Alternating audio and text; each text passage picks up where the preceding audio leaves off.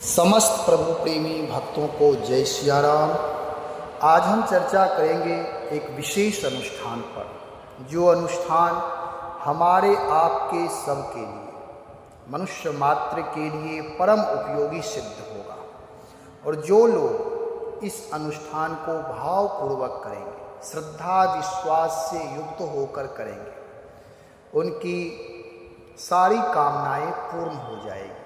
पूर्ण होने का मतलब कि कामनाओं के प्रति पुरुषार्थ और प्रार्थना जग जाएंगे, जिससे हम आप अपनी कामना को पूर्ण करने में तत्पर हो जाएंगे, जागरूक हो जाएंगे।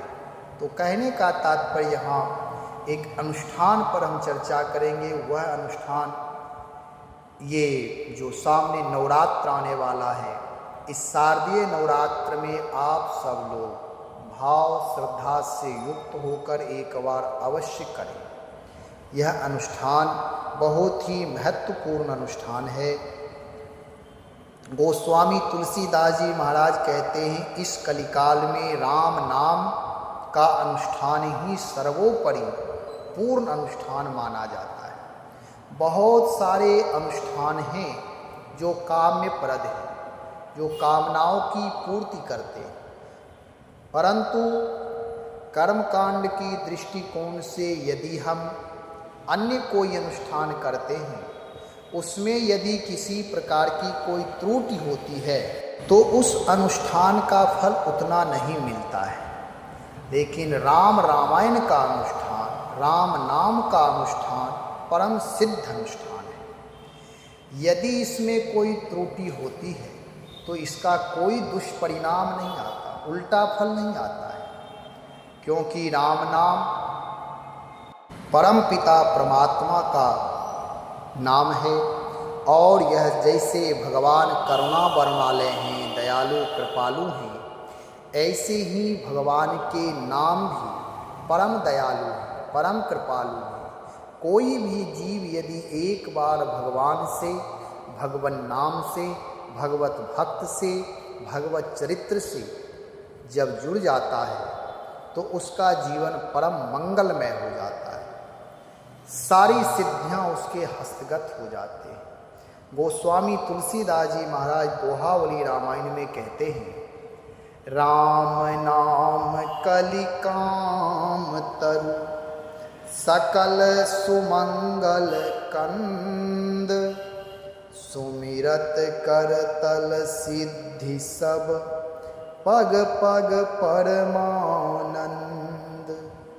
श्री राम का नाम कलयुग में कल्प वृक्ष के समान है और सब प्रकार के श्रेष्ठ से श्रेष्ठ मंगलों का परम सार है। राम नाम के स्मरण से ही सब सिद्धियां वैसे ही प्राप्त हो जाती हैं जैसे कोई चीज हथेली में ही रखी हो और पद पद पर परम आनंद की प्राप्ति होती है। अब इस दोहे का विशेष अर्थ समझें कि विशेष अर्थ क्या है। गोस्वामी जी कहते, राम नाम कलि काम तरु। इस कलयुग में राम नाम कल्प वृक्ष के समान है।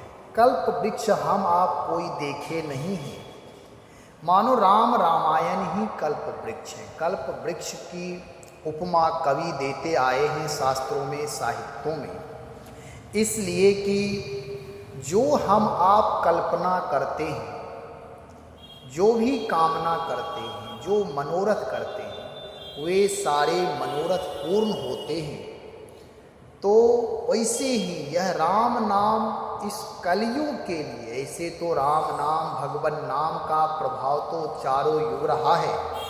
जैसे हनुमान जी के लिए आया है, चारों युग प्रताप तुम्हारा, ऐसे ही राम नाम का प्रताप चारों युग में रहा है।